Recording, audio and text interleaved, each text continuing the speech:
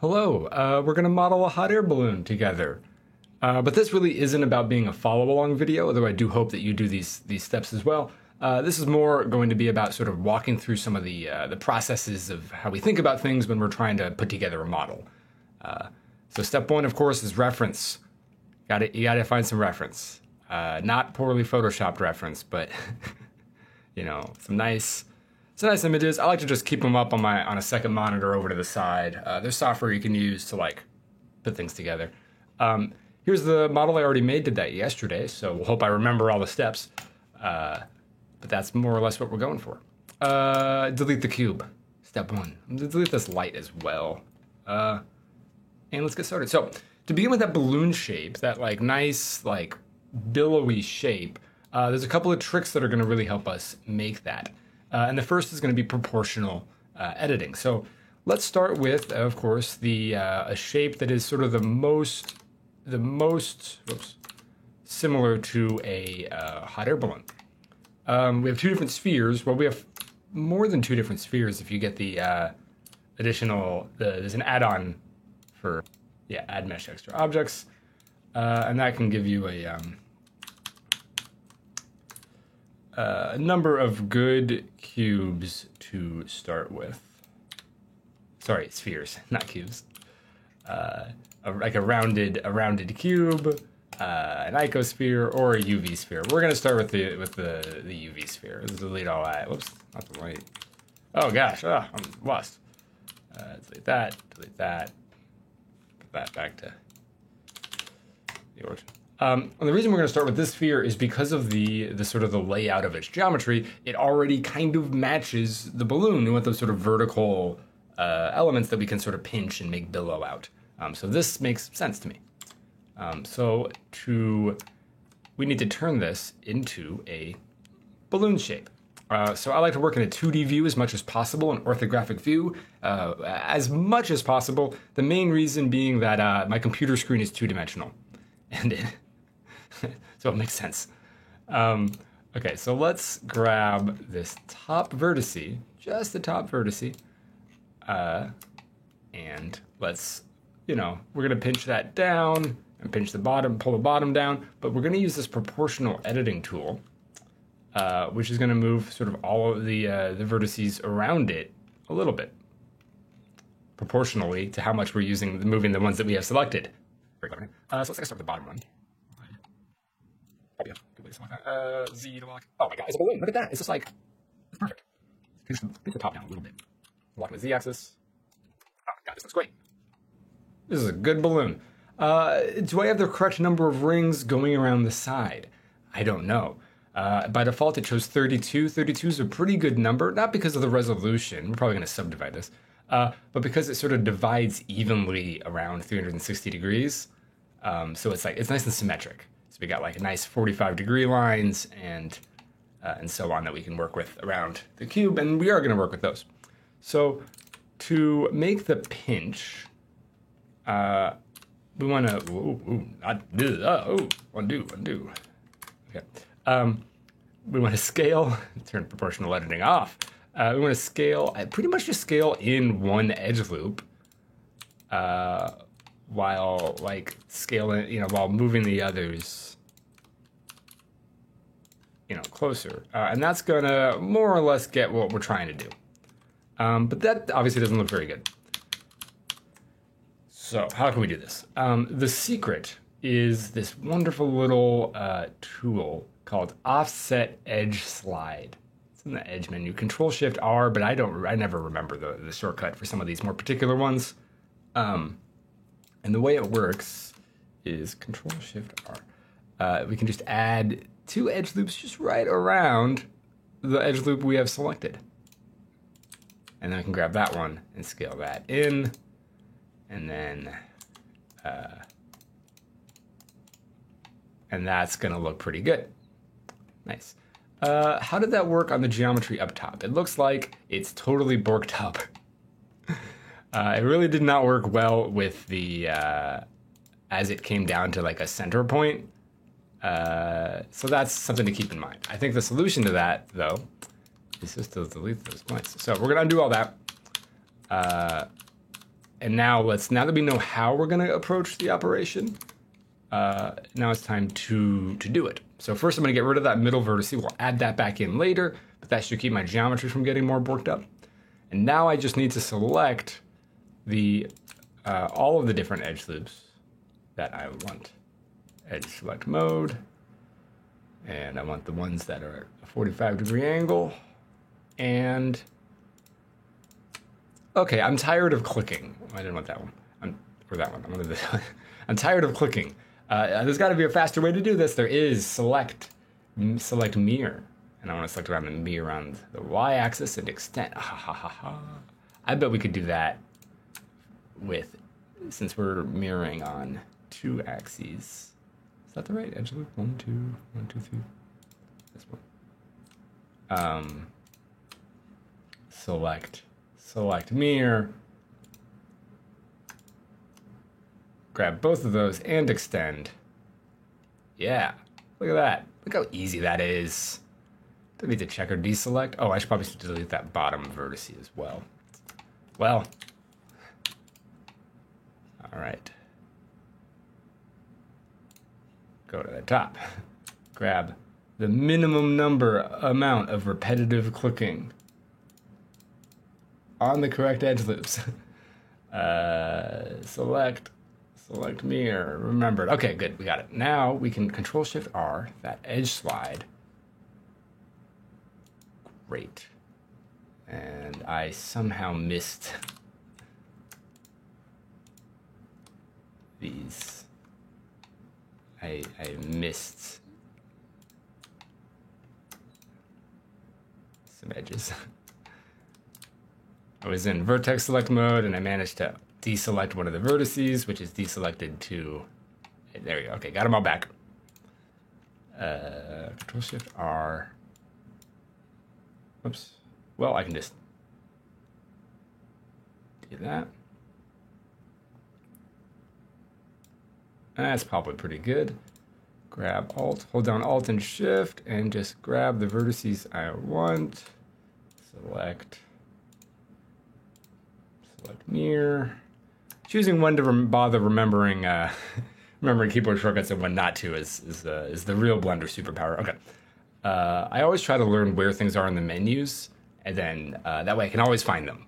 If I just remember their name, I can just search for them, and then that will show me the shortcuts every time I go there. So it's easier to learn the shortcuts if you know where they are. Okay, scale, S to scale. We'll just pull that in. If we shade that smooth, see a little bit more about how this looks. That was pretty good. That feels right. But it's not quite right yet because it's not billowy enough yet. Like it's pinching in pretty well, but it's not popping out. So we're gonna grab the other edge loops that are on these parts. And I'm too lazy to be lazy because I don't remember the mirror shortcut. Okay.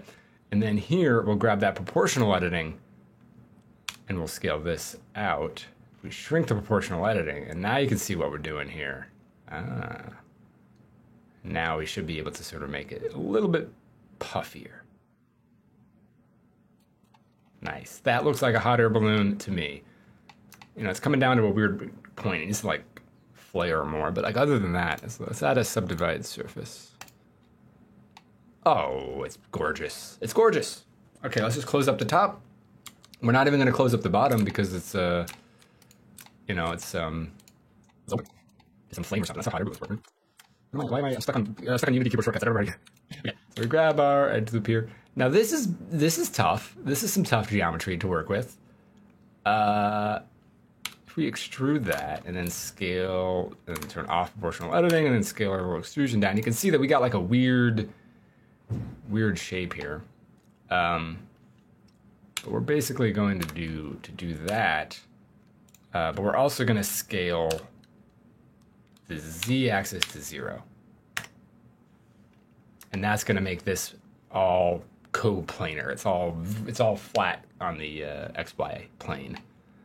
And then that allows us to inset this one more time. Maybe 2 more times. I don't know, I can delete edge noops as needed, and we'll merge that. Merge at center.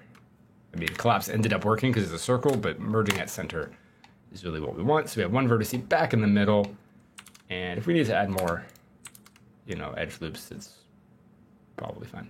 Probably easy enough to do that. And the reason we might need more is because we need to make this back to that billet. It's like, oh, it's flat. It's all capped again. We need to make it curve again. So we're just gonna grab a little center proportional editing and just pull up a little bit. There we go. And that's good enough. I mean, I don't know. I could fiddle with that for a lot longer. Maybe I want these things to go all the way up to the top. Maybe I don't. I don't. Like, we're gonna look at this thing from the side, so I don't care. Whoops. I should save it.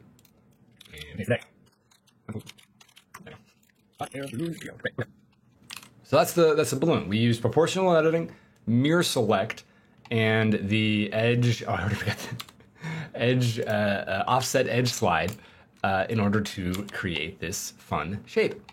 Now time for the basket, and then the ropes that connect them, and then the render. So the basket, we're gonna do another little trick. I'm gonna name my objects. I'm gonna be the only Blender developer that names their objects. Maybe we should flatten these out. Is it? I don't care. We're going to do another little trick. Start with a circle again for a basket. F to connect them as a face. Well, maybe not even do that, right? I'm going to extrude them up, and then I'm going to connect the bottom as a face, right? So I extruded up the outsides. That was me being very lazy. I could have just made a cylinder and then just deleted the top face. This is the shape I want. There's so many ways to get to this shape. And that's it. This is the entire basket. Probably. I might bevel the edge, but that's the entire basket. How is this the basket, you ask? It has no thickness. Well, we're not going to model that because I don't feel like modeling it. Instead, we're going to solidify. Solidify. Make that smooth. And then maybe bevel. Let's see, now we got those like rounded top caps and the sort of rounded bottom. And then I think we wouldn't be 3D modelers if we didn't add more subdivide. Oh, wait. If we didn't add more subdivide surfaces. Oh, it looks great. And that's it. I'm done. There it is. That's the basket. Using these modifiers to get all this wonderful geometry that would have taken me a lot longer to do by hand. Not much longer, but, you know, still saves me some time. Okay, next, the ropes that connect the basket. There's a bunch of different designs. There's like all sorts of like we could model the ropes that go all the way over it, which we're not going to. We're just going to connect it to the bottom. But to me, the idea that I like is just, it just kind of connects it with some ropes hanging down from the bottom. So what's interesting about that, when I hear rope, the first thing that comes to my mind is a curve. And if you have a curve, what you can do in the curve properties is you can like just make it a tube. And it's still very easy to edit. And that's great. And that's exactly what we want. We want a bunch of these sort of symmetrically around, right? And if I make a circle, I have all these vertices around. And if I could just like get a curve to come up out of a circle, like that would be exactly what I want. And that sounds like sort of a procedural process to me. And that sounds, whoops, oh, I deleted the wrong thing. That sounds like geometry nodes. So let's start with a circle and let's choose the number of vertices on the circle that we want the object to have going up. I think 8 makes sense. Yeah. And now let's go into geometry nodes mode and make a new node graph. And I'm going to name it, call it ropes. And I love geometry nodes. There's so many ways to solve this problem of like instancing one object on the vertices of another object, like a particle system, things like that. But I just think geometry nodes, they make sense in the way I think about things as like procedural steps to solve a problem. Instance on points is the real secret node that's going to solve all of our problems for us. And I'm going to use my input geometry as the points. So it's those 8 points going around. And I'm going to use the curve line curve line, curve primitive line as the instance. And oh my gosh, look at that. We're basically already there. We can go back into edit mode and scale our object down and sort of put it at the beginning place we want it to be on this basket. And then in the geometry nodes, we need to solidify it. So let's do curve to mesh. And then the profile. So we got all the curves created. Now we're turning them into meshes. And we're going to use on the profile of them, we're going to use another curve. And this one will be, of course, a circle, because a rope is a circular shaped. Radius is way too large. Oh, did I get that in one? Maybe a little bit smaller. Wait. Yeah. And let's fill the caps.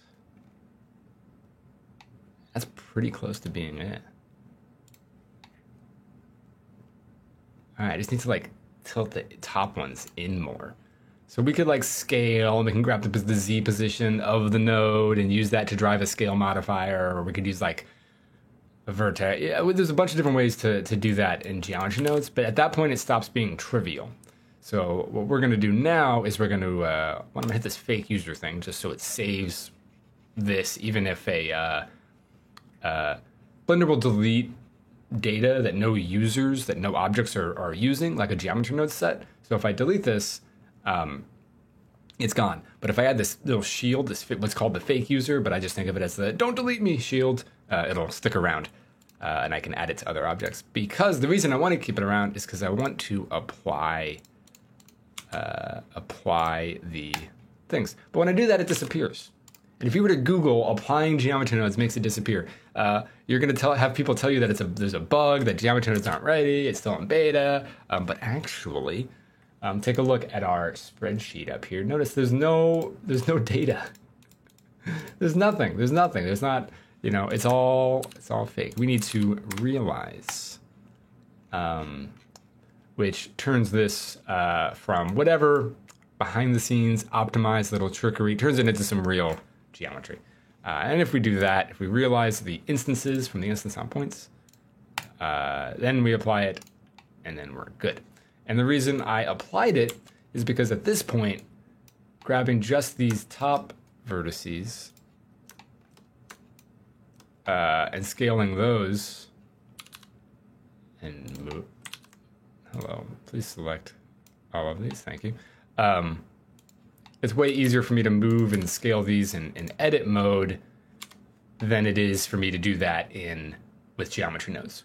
So I'm always choosing sort of the workflow that's going to be the most convenient. Cool.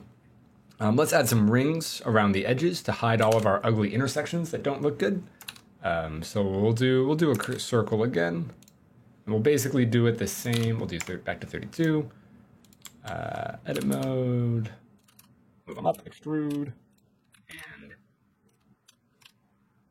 like that. And then we'll add the solidify modifier again. And that looks good. Let's add a bevel. That looks pretty good. That's kind of the geometry I want. We can sort of see a preview here.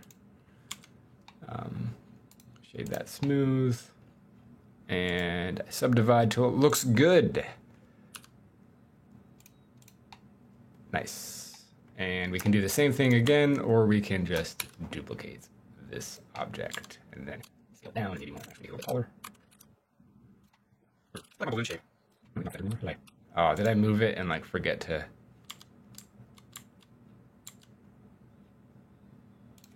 Zero X and Y. Is that centered again? Yeah. Okay. Good. What I do need some more balloon. Let's just like pull down the. Grab that on edge loop. Extrude it. Scale this one on Z0. And then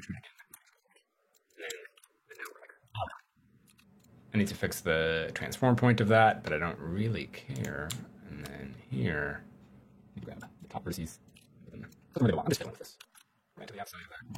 Yeah, we're done. That's as much as I care to try. Oh gosh. Oh no, I moved. Oh, why did I do that? When did I do that? Undo. Oh, how do I not notice these things?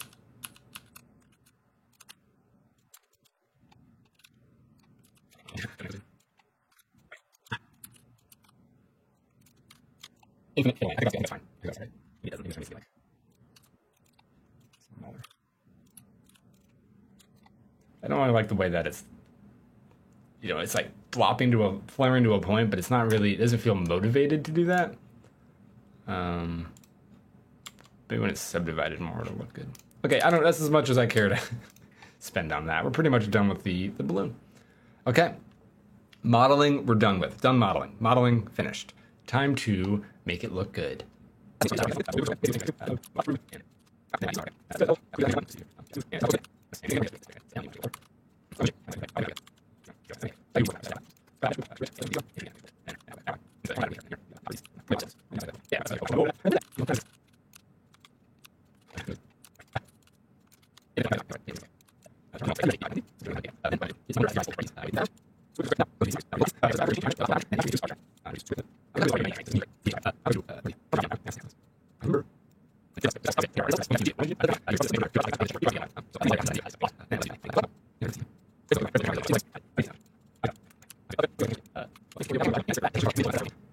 How does this look? Not bad. Not bad. Basket should be beveled more on the bottom. Should be rounded more. And again, that same little pinch part has got me. Maybe just make that ring a lot taller. But that's enough for now. Into a render, and here's what I put together yesterday. Of course, I also rendered a little animation out of it, and I had a little bit of fog because I was like, it's a faraway balloon, a little atmospheric gradation there. But with more tweaking,